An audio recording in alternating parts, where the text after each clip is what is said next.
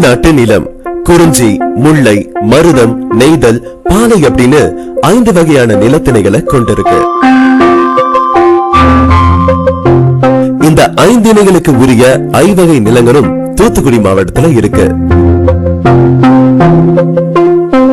தூத்துக்குடி மாவட்டம் தமிழ்நாட்டின் 38 மாவட்டங்கள்ல ஒன்னா இருக்கு. இது தமிழகத்தின் 10வது மாநகராட்சி. இந்த மாவட்டத்துக்கு முத்துநகர் அப்படிங்கிற ஒரு பேரும் இருக்கு. தூத்துக்குடி மாவட்டத்துல அமைஞ்சிருக்க கடலும் கடல் சார்ந்த இடம் தான் கடற்கரை கிராமமான மணப்பாடு.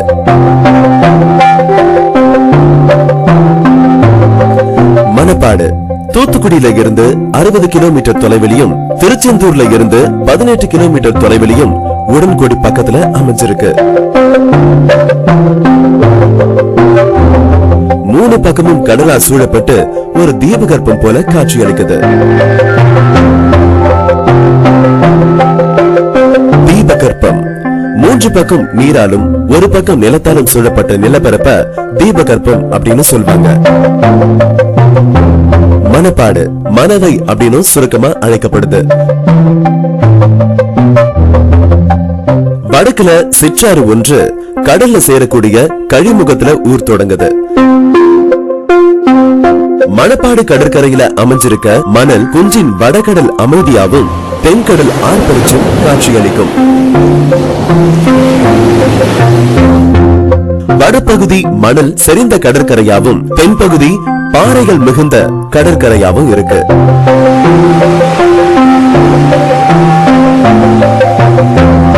உள்ளூர் மற்றும் வெளியூர் வாசிகளுடைய சுற்றுலா தலமாக மாறினாலும் பல்லாண்டுகளா மீன்பிடி தொழில பரபரப்பா இயங்கக்கூடிய ஊர்.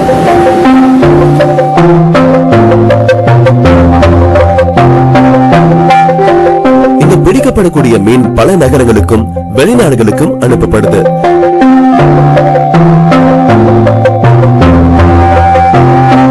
இந்த ஊர் மக்கள் காலையில எந்திரிச்ச உடனே கடலுக்கு மீன் பிடிக்க போயிடுவாங்க. மீன் வந்து இறங்குனதும் அதை விக்கிறது, வாங்கி சந்தைக்கு கொண்டு போறது, இந்த மாதிரி விஷயங்கள் எல்லாம் ஆண்கள் கவனிச்சுக்கிறாங்க.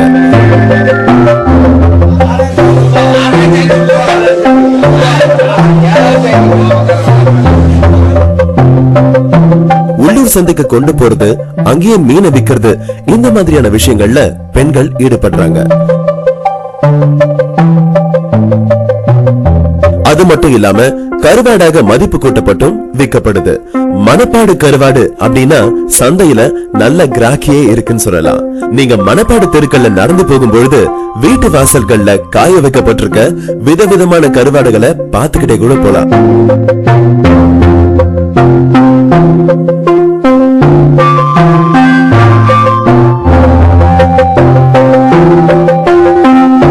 பாரம்பரியம் மிக்க பல தேவாலயங்கள் மற்றும் நினைவு சின்னங்கள் இந்த ஊர்ல இருக்கிறதாலையும் கத்தோலிக்க கிறிஸ்தவ மத சம்பிரதாயங்களும் சடங்குகளும் கடைபிடிக்கப்பட்டு வரதாலும் இந்த ஊர் சின்ன ரோமாபுரி அப்படின்னு கூட சொல்லலாம்.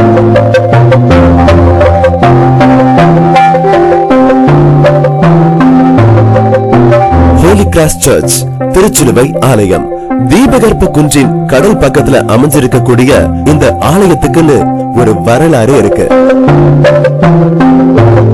ஹோலி கிராஸ் சர்ச் 400 ஆண்டுகளுக்கு மேலானது அப்படின்னும் போர்த்துகீசிய மாலுமிகள் உருவாக்குனது அப்படின்னும் நம்பப்படுது.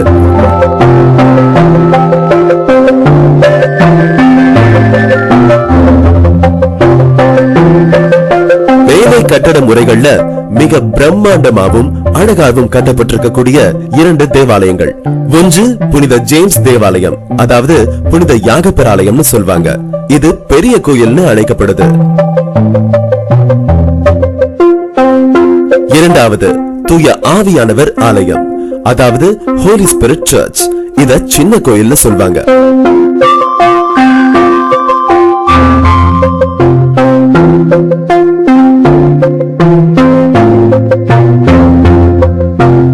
இந்த 2 ஆலயங்களும் ஒண்ணு நோக்கக்கூடிய வண்ணமா ஒரே தெருவுல 2 புறங்கள்லயும் இருக்கு.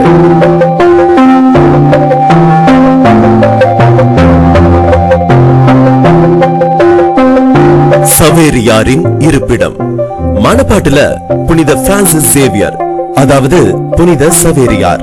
இவர் 1542 இருந்து 1544 ஆண்டு வரைக்கும் இங்கு வந்து ஒரு குகையில சில காலம் வாழ்ந்திருக்காரு.